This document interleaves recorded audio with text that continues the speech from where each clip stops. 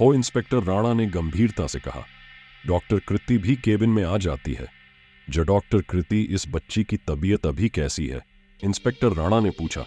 Sir, she is in very critical situation. Infection body के 70% organs में पहुंच चुका है और काफी सारी इंटरनल इंजरी भी हुई है। अगर ये लोग लड़की को जल्दी यहां ले आते तो शायद प्रॉब्लम इतनी न बढ़ती। बच्ची के साथ ये सब 24 घंटे पहले हुआ है, डॉक्टर कृति ने जवाब दिया। इंस्पेक्टर राणा को गुस्सा आ जाता है।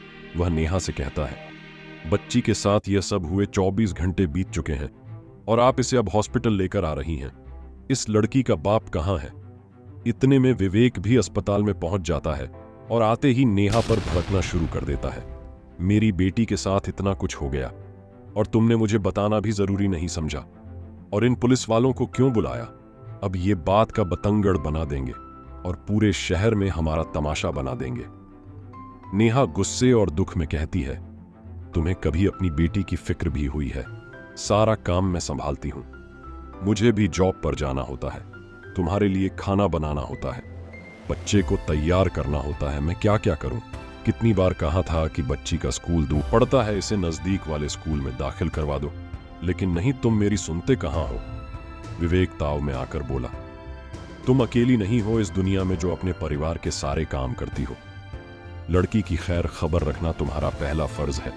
इंस्पेक्टर राणा अब विवेक के व्यवहार से तंग आकर बोले, ओ अच्छा, तुम इस लड़की के बाप हो, शर्म नहीं आती?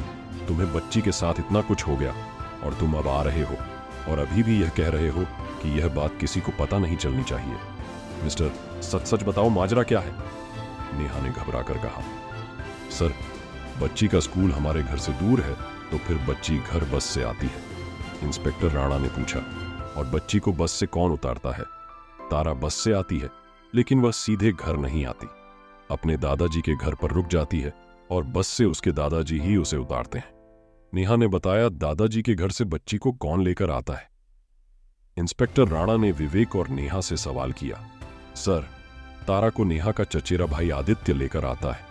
वह हमारे घर पर ही रहता है और यहां रहकर पढ़ाई कर रहा है, विवेक ने बताया और फिर नेहा की तरफ देखते हुए कहा, यह सब तुम्हारे भाई का ही किया धरा है। इंस्पेक्टर राणा हैरानी से बोले, एक मिनट, विवेक जी, आपका कहने का क्या मतलब है? आदित्य कैसा लड़का है? नेहा ने कहा, सर, मेरा भाई ऐसा नहीं है, मेरे पति को उससे दिक्कत है, इसीलिए यह उसके बारे में ऐसा कह रहा है। इंस्पेक्टर राणा बोले, आपके पति को उससे क्या दिक्कत है विवेक जी? आप ही बताइए। ये वक्त खराब करने का समय नहीं है। आप लोगों को जो भी पता है सच सच बताइए। इतने में आदित्य, नेहा का भाई, भी अस्पताल में आ जाता है। वह नेहा से पूछता है, दीदी, इतनी बड़ी बात हो गई, आपने मुझे बताया तक नहीं। नेहा गुस्से में आदित्य के मुंह पर थप्पड़ मारती है और कहती है, तू ही तारा को दादाजी के घर से लेकर आया था ना, बता। इसके साथ यह सब कैसे हुआ? विवेक भी आदित्य का कॉलर पकड़ लेता है।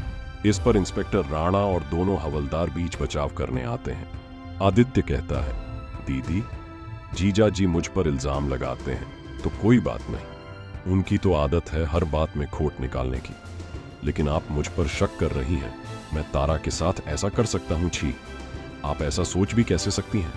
इंस्पेक्टर राणा ने पूछा। आदित्य, तुम्हारी उम्र कितनी है? आदित्य घबराया हुआ जवाब देता है, सर, मेरी उम्र 21 साल है। इंस्पेक्टर राणा बोले, कोई बात नहीं, तुम क्या कर सकते हो या क्या नहीं, ये हम पर छोड़ दो, हम खुद उगलवा लेंगे। आदित्य बोला, सर, आप बेवजह मुझ पर शक कर रहे हैं। आप मुझ पर कितनी ही जोर जबरदस्ती कर लें, मैं वही कहूंगा जो सच है।